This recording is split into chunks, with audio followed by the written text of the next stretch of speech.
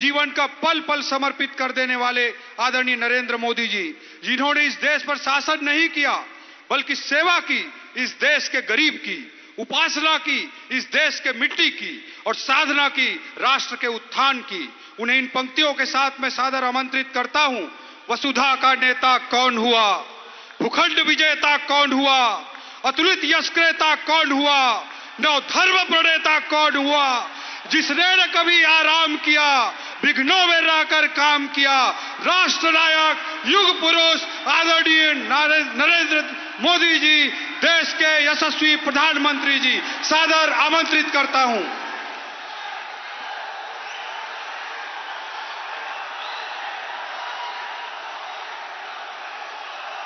छत्तीसगढ़ के जम्मू भाई बहनी, सियान महतारी, मल्लम मोर, जय जोहार। आप सभी इतनी बारिश के बीच, इतनी असुविधा होते हुए भी दूर दूर से हमें आशीर्वाद देने आए हैं, और कई साथी तो शायद सुबह सुबह घर से निकले होंगे। ये जो प्यार, ये जो स्नेह छत्तीसगढ़ के हर कोने में मुझे मिलता है, मेरे लिए ये बहुत बड़ा आशीर्वाद है, आपकी सेवा करने की शक्ति देता है। मेरे परिवारजनों, पूरे देश में आजकल उत्सव का माहौल है। आज मैं यहां छत्तीसगढ़ में भी यही भाव, यही उमंग, यही उत्साह, यही उत्सव देख रहा हूं। उत्सवों के इस मौसम में हर खुशी इस बार डबल हो गई है। इस बार भारत अपनी उपलब्धियों का उत्सव भी मना रहा है। कुछ ही दिन पहले हमारे वैज्ञानिकों ने भारत को चांद पर पहुंचा दिया।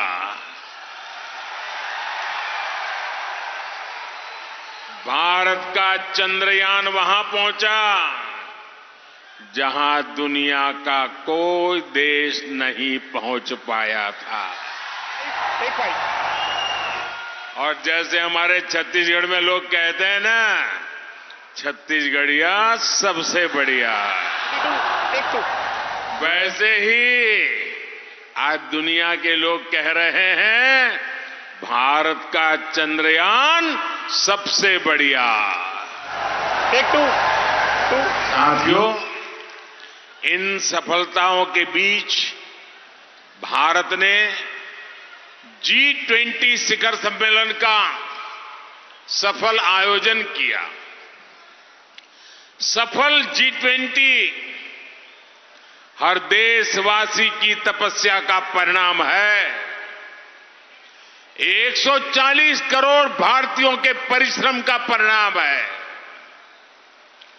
G20 की एक और बहुत बड़ी विशेषता रही है, एक और बड़ी सफलता रही है। जिन छोटे छोटे देशों की आवाज वैश्विक मंचों तक नहीं पहुंच पाती थी, उनको पहली बार G20 में इतनी बड़ी भागीदारी मिली है। अपनी जड़ों से जुड़े रहने की वजह से आज भारत इतना बड़ा काम कर पाया है। जो वंचित है उसे वरीयता देना, यही आज के भारत की प्राथमिकता है। जिन गरीबों, वंचितों, दलितों, पिछड़ों, आदिवासियों की आवाज दबी हुई थी, उनके सपनों को हमने संकल्पों में बदला है। और मुझे खुशी है कि G20 को सफल बनाने में छत्तीसगढ़ की जनता की भी सीधी भागीदारी रही है। आपने नवा रायपुर में G20 की इतनी सफल बैठक कराई, आपने इतने अच्छे से मेहमानों का स्वागत किया, उनको छत्तीसगढ़ की संस्कृति, यहां के खान पान, यहां की विशेषताओं, यहां के सामर्थ्य के बारे में बताया। इससे पूरी दुनिया में छत्तीसगढ़ की चर्चा हुई है, यहां का गौरव बढ़ा है। एक समय था जब छत्तीसगढ़ की पहचान नक्सली हमलों और हिंसा से ही हुआ करती थी। भाजपा सरकार के प्रयासों के बाद आज छत्तीसगढ़ की पहचान यहां के विकास कार्यों की वजह से हो रही है। मेरे परिवारजनों, दिल्ली की भाजपा सरकार छत्तीसगढ़ के विकास के लिए कोई कोर कसर नहीं छोड़ रही है। लेकिन यहां जो कांग्रेस की सरकार है, वो विकास के काम में नहीं, बल्कि सिर्फ हवाई बातें और दावों में जुटी रहती है। छत्तीसगढ़ में बीजेपी सरकार का होने का बहुत बड़ा नुकसान, जब से बीजेपी सरकार गई, जब से ये लोग बैठे हैं, सबसे बड़ा नुकसान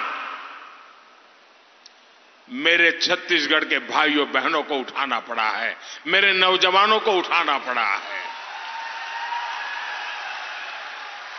केंद्र की भाजपा सरकार बीते 9 वर्षों में देश भर के गरीब परिवारों को करीब करीब 4 करोड़ घर दे चुकी है। कितने? जरा जोर से बोलिए, कितने? 4 करोड़ घर। हम चाहते थे कि छत्तीसगढ़ के गरीब परिवारों को भी पीएम आवास योजना का अधिक से अधिक लाभ मिले, लेकिन कांग्रेस की सरकार यहां छत्तीसगढ़ के गरीबों के पक्के घर नहीं बनने दे रही है। महिला कल्याण हो, पीएम स्वनिधि योजना हो, हर घर जल योजना हो, गरीब कल्याण से लेकर युवा कौशल और रोजगार की हर योजना में कांग्रेस ने, यहां की सरकार ने छत्तीसगढ़ को बहुत पीछे पहुंचा दिया है। मेरे परिवारजनों, कांग्रेस जिस तरह घोटालों की राजनीति करती है, उसमें सिर्फ उसके नेताओं की तिजोरी भरती है। भरती है ना? भरती है ना? लूट रहे हैं ना? गरीब कल्याण में भले पीछे हो, लेकिन भ्रष्टाचार में छत्तीसगढ़ की कांग्रेस सरकार लगातार आगे बढ़ रही है। आप कल्पना कीजिए, मैं तो सोच भी नहीं सकता हूं, देशवासी भी सोच नहीं सकते, गरीब से गरीब इंसान भी सोच नहीं सकता। आप कल्पना करिए, अगर कोई गाय के गोबर में भी भ्रष्टाचार करे तो उसकी मानसिकता क्या होगी।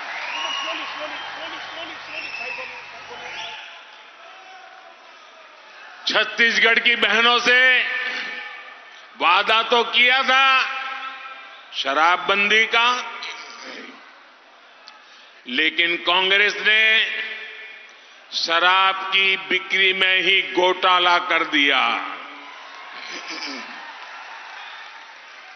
छत्तीसगढ़ खनिज संपदा से इतना समृद्ध राज्य है, केंद्र की भाजपा सरकार ने डिस्ट्रिक्ट मिनरल फंड योजना बनाई।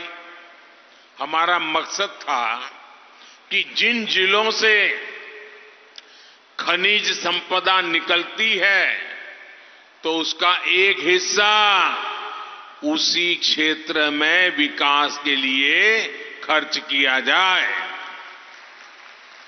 हम चाहते थे हमारे आदिवासी बहनों भाइयों को इसका सबसे ज्यादा लाभ मिले, लेकिन यहां की भ्रष्ट कांग्रेस सरकार ने इसको भी नहीं छोड़ा। छत्तीसगढ़ की खनिज संपदा को कांग्रेस के उनकी जो पार्टी है ना, वो कांग्रेस के एटीएम की तरह उपयोग किया जा रहा है। एटीएम की तरह झूठा प्रचार और आकंठ भ्रष्टाचार, यही छत्तीसगढ़ कांग्रेस सरकार की पहचान है। और वो तो कहते हैं बहुत सालों के बाद मौका मिला है और इसके बाद मिलने वाला नहीं है। यही समय है, जितना लूट सको लूटो। बहुत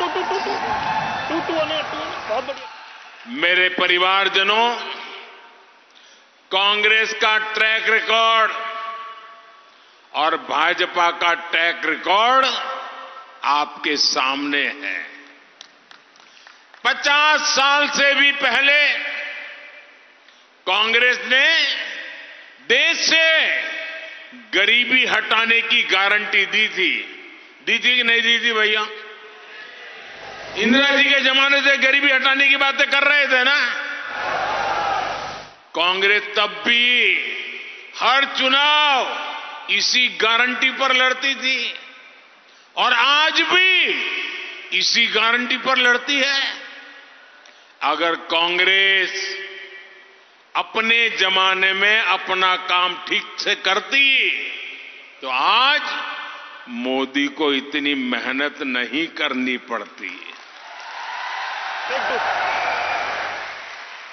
मोदी ने गारंटी दी थी कि देश के गरीब को सशक्त बनाऊंगा। आज आप इसके परिणाम देख रहे हैं। सिर्फ 5 वर्षों में ही 13.5 करोड़ देशवासी गरीबी से बाहर आए हैं। ये इसलिए हुआ क्योंकि भाजपा सरकार ने गरीब के हित में योजनाएं बनाई। भाजपा ने गरीबों को गरीबी से लड़ने के लिए जरूरी साधन दिए, सामर्थ्य दिया। भाजपा ने सरकारी योजनाओं से बिचौलियों को, कटकी कंपनी को, लुटेरों को बाहर निकाला। हमने ये सुनिश्चित किया कि लाभार्थियों तक पूरा लाभ पहुंचे। आज आप देखिए, मुफ्त राशन हर लाभार्थी तक, हर गरीब तक बिना किसी घोटाले के पहुंच रहा है। आयुष्मान भारत योजना के तहत छत्तीसगढ़ के लाखों गरीब परिवारों को मुफ्त इलाज की सुविधा मिली है।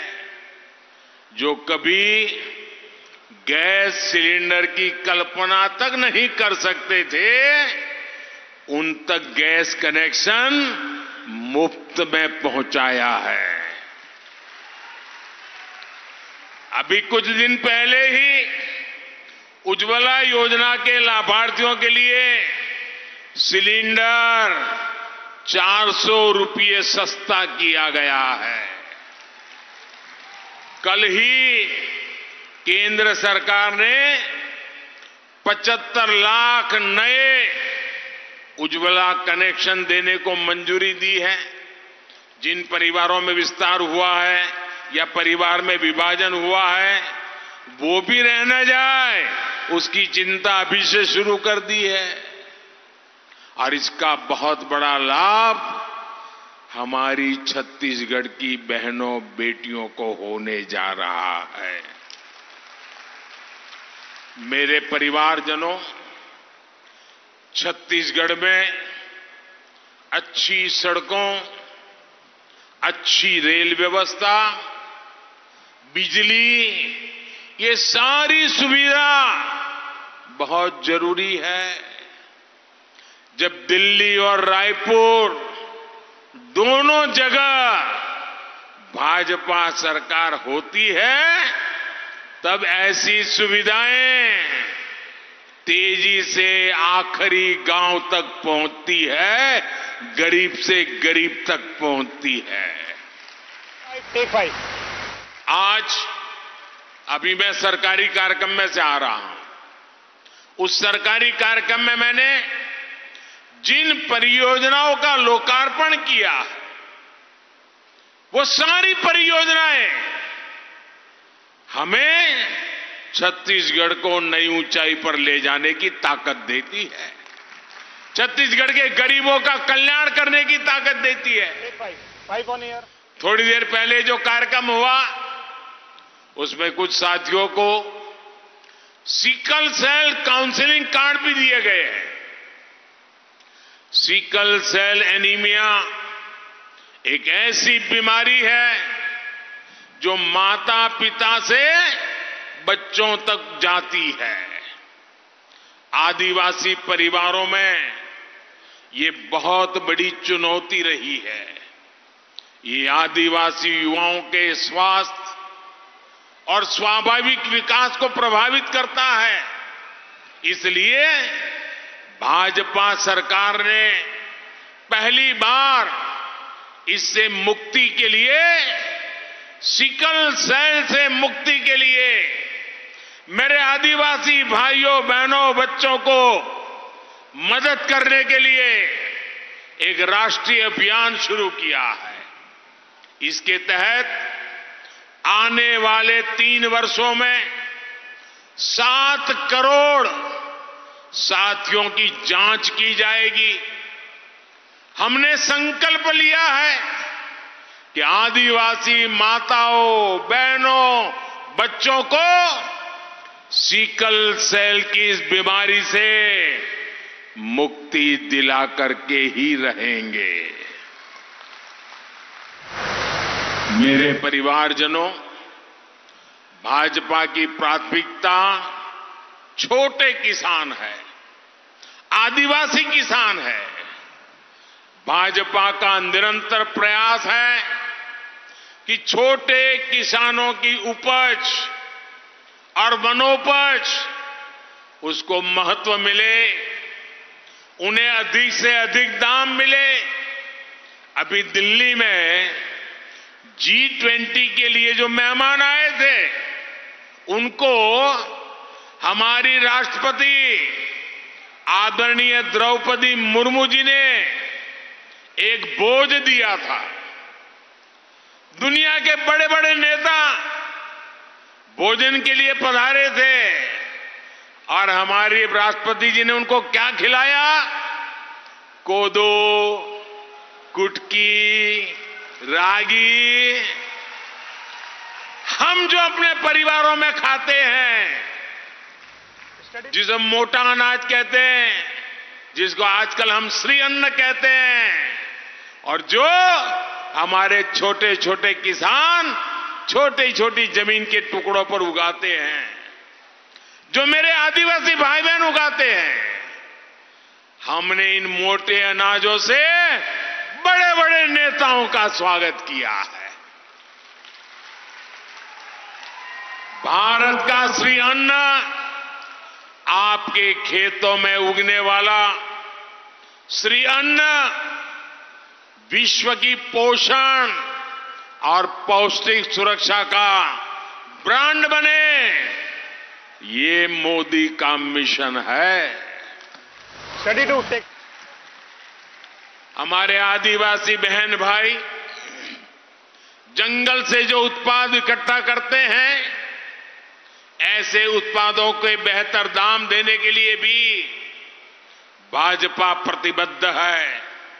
इसलिए बीते 9 वर्षों में दर्जनों वन उपजों को समर्थन मूल्य के दायरे में लाया गया है। जो सैकड़ों वनधन केंद्र बनाए गए हैं, इससे भी इन वन उत्पादकों की अधिक कीमत मिलनी तय हुई है। मुझे खुशी है कि वनधन केंद्रों में बड़ी संख्या में आदिवासी बहन भाइयों को रोजगार मिला है। विशेष रूप से आदिवासी बहनों के सैकड़ों स्वयं सहायता समूह वन धन योजना से जुड़े हैं। मेरे परिवारजनों, छत्तीसगढ़ की ये भूमि भगवान श्री राम का ननिहाल है।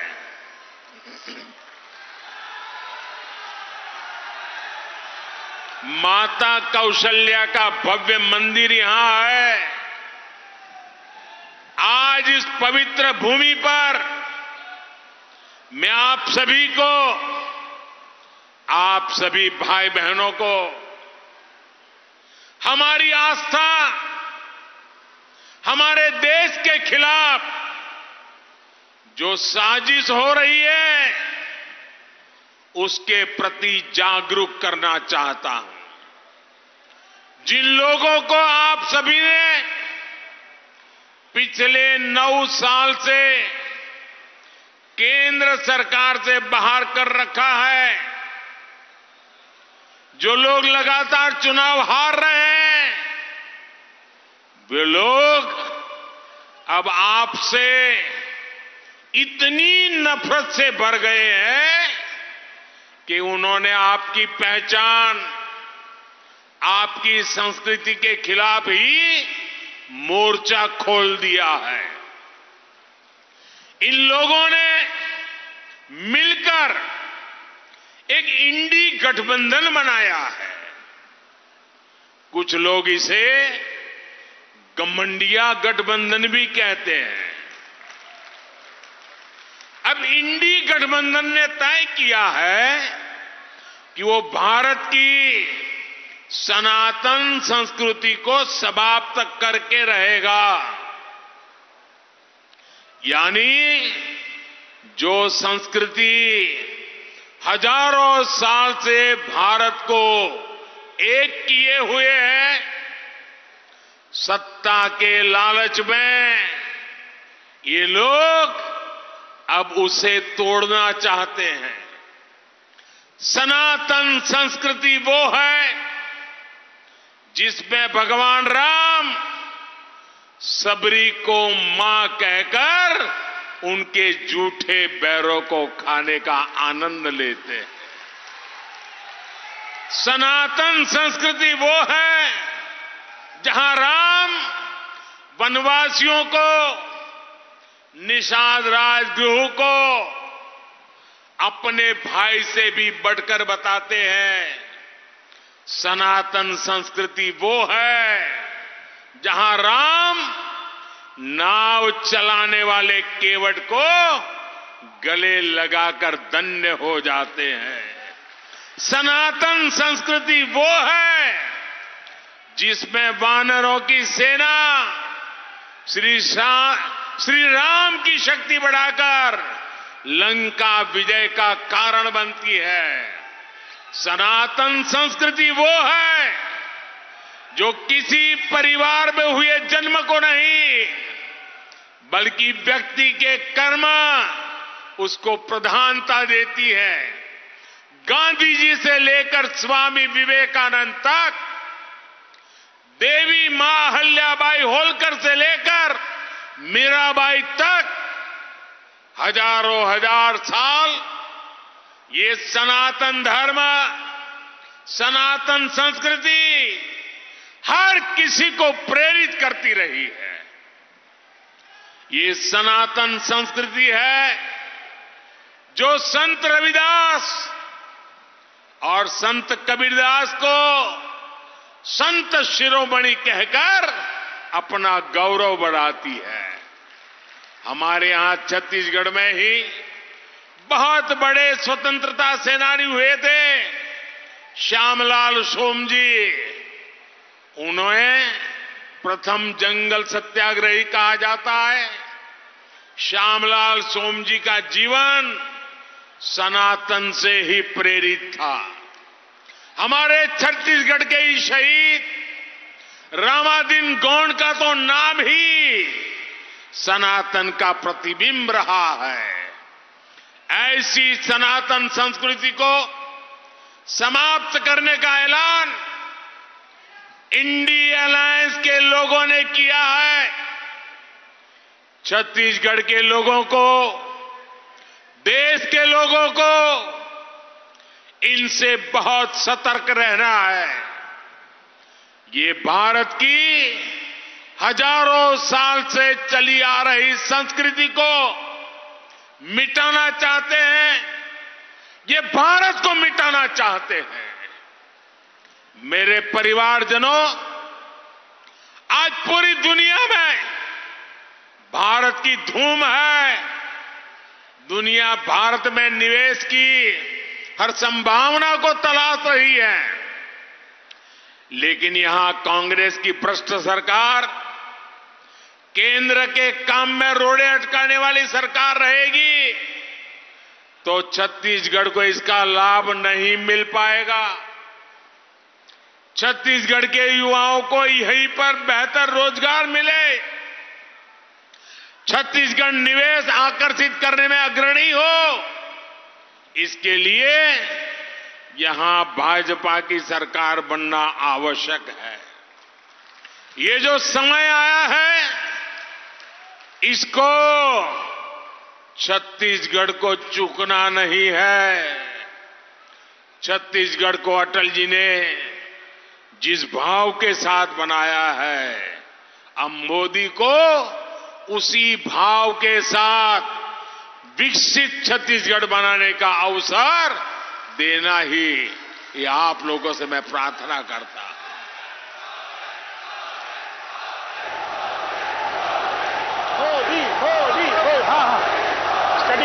छत्तीसगढ़ के पास अपार संपदा है। अब इसे भाजपा का कमल खिलाकर समर्पण और संकल्प से जोड़ना है। आप इतनी बड़ी संख्या में, इतने बारिश के बावजूद भी हम सबको आशीर्वाद देने के लिए आए, इसके लिए हम सभी आपका बहुत बहुत आभार व्यक्त करते हैं। मेरे साथ बोलिए, भारत माता की, भारत माता की, भारत माता की। बहुत बहुत धन्यवाद। मन समर्पित, तन समर्पित और यह जीवन समर्पित की भावना के साथ अपना जीवन जीने वाले आदरणीय मोदी जी के उद्बोधन के बाद वोट ऑफ थैंक्स के लिए, धन्यवाद ज्ञापन के लिए सांसद गोमती साय दीदी जी को मैं सादर आमंत्रित करता हूं।